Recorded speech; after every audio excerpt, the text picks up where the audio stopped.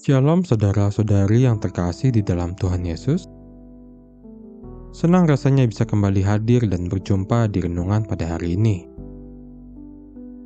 Di tengah dunia yang terus mempromosikan gaya hidup lebih mewah, lebih kaya, dan lebih cepat, kita sebagai orang percaya perlu berhenti sejenak dan bertanya, apakah saya masih cukup? Apakah hati saya masih bisa bersyukur ketika tidak mendapatkan hal lebih? Firman Tuhan hari ini kita akan baca dari 1 Timotius pasal 6 ayat 6-10. Menegur dan mengingatkan kita akan bahaya cinta uang dan keserakahan. Bukan hanya terhadap kehidupan jasmani, tetapi juga kehidupan rohani. Dengan judul renungan hari ini adalah Cinta Uang Akar Segala Kejahatan. Saudara-saudari, sebelum kita memulai renungan pada hari ini, mari kita awali dengan berdoa. Tuhan Yesus yang baik, terima kasih atas hari baru yang Engkau beri.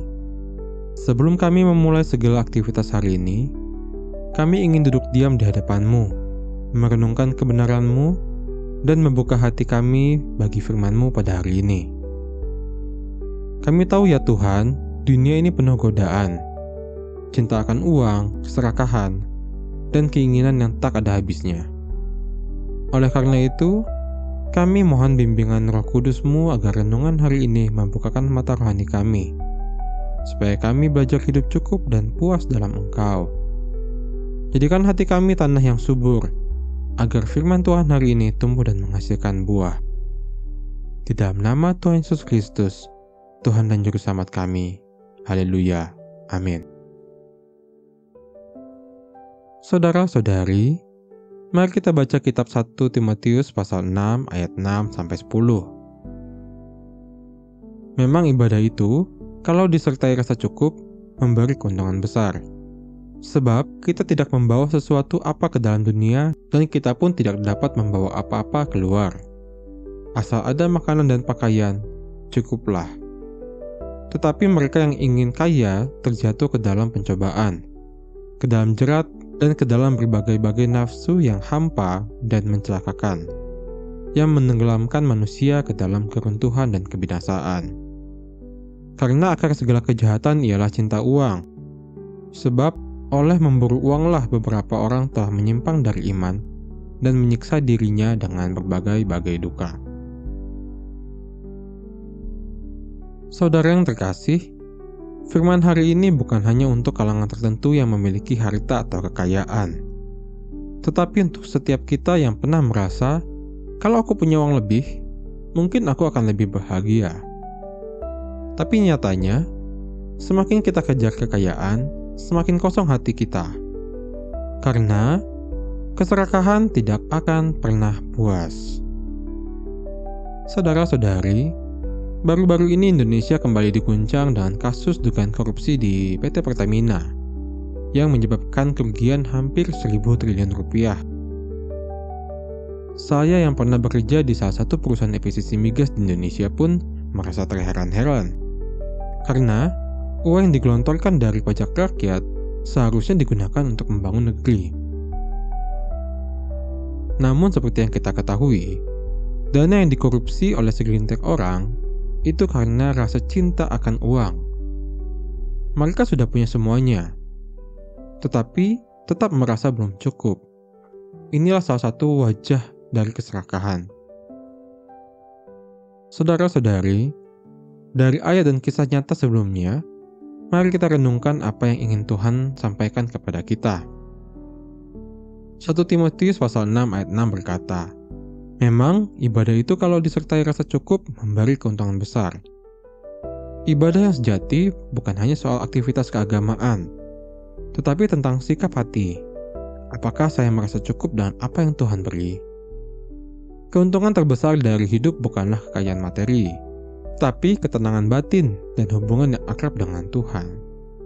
Kita bisa rajin pelayanan, rajin ke gereja, tapi kalau hati masih dipenuhi dengan keluhan dan iri karena orang lain punya lebih, kita belum benar-benar punya ibadah yang menguntungkan. Kemudian pada ayat 7 berkata, "Sebab kita tidak membawa sesuatu apa ke dalam dunia, dan kita pun tidak dapat membawa apa-apa keluar." Firman ini mengajak kita untuk sadar bahwa segala sesuatu hanya titipan. Harta, jabatan, rumah, kendaraan, semua yang kita miliki akan ditinggalkan. Yang kekal adalah karakter, iman, dan buah kehidupan kita di hadapan Tuhan. Lalu, mengapa kita harus rela mati-matian demi mengejar yang sementara, kalau akhirnya semua itu akan ditinggalkan juga? Selanjutnya ayat 8 berkata, "Asal ada makanan dan pakaian, cukuplah." Tuhan tidak pernah mengajak kita untuk hidup miskin.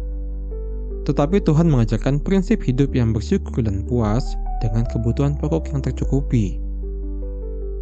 Kepuasan bukan ditentukan oleh jumlah uang, tetapi oleh kondisi hati. Jadi saudara, bila hari ini kamu punya makan, tempat tidur, dan pakaian yang layak, kamu sudah diberkati lebih dari banyak orang. Sedangkan, keinginan untuk menjadi kaya bisa saja menjebak. Seperti yang dikatakan pada ayat 9, tetapi mereka yang ingin kaya terjatuh ke dalam pencobaan. Bukan kekayaan yang salah, tetapi motifnya. Ketika hidup hanya diserahkan untuk memperkaya diri, kita membuka pintu untuk kompromi dengan dosa dan jekat iblis.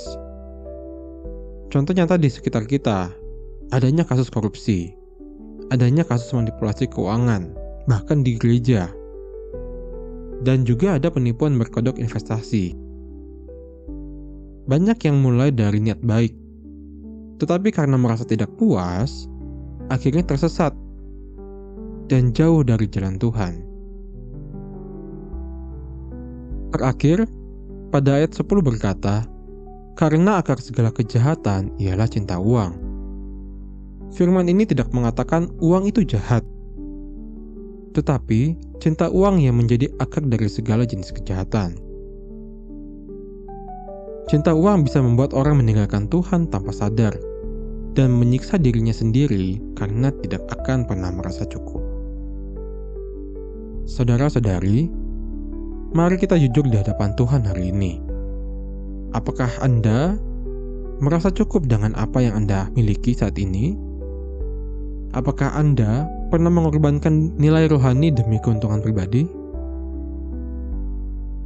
Tuhan tidak melarang kita sukses, tetapi Tuhan menghendaki hati yang puas dan bersyukur, bukan yang rakus dan gelisah. Mari kita menjadi orang yang percaya, yang memuliakan Tuhan bukan hanya lewat ibadah, tetapi juga lewat gaya hidup yang cukup dan bertanggung jawab. Saudara-saudari, mari kita akhiri renungan pada hari ini dengan doa. Bapa yang penuh kasih, terima kasih atas firman-Mu hari ini yang mengingatkan kami bahwa keserakahan bisa membinasakan, dan cinta akan uang adalah akar segala kejahatan. Tuhan Yesus, tolong kami agar tidak terjebak dalam jerat dunia ini. Ajari kami untuk mengandalkan Engkau lebih daripada kekayaan. Bila Engkau percayakan kami dengan berkat, ajari kami menjadi pengelola yang bijak. Bila hidup kami sederhana, ajari kami tetap bersyukur dan bahagia di dalam-Mu. Kami mau hidup bukan mengejar hal-hal dunia, tetapi mengejar kehidupan kekal dan perkenanan-Mu. Di dalam nama Tuhan Yesus Kristus, kami tutup renungan hari ini. Haleluya. Amin.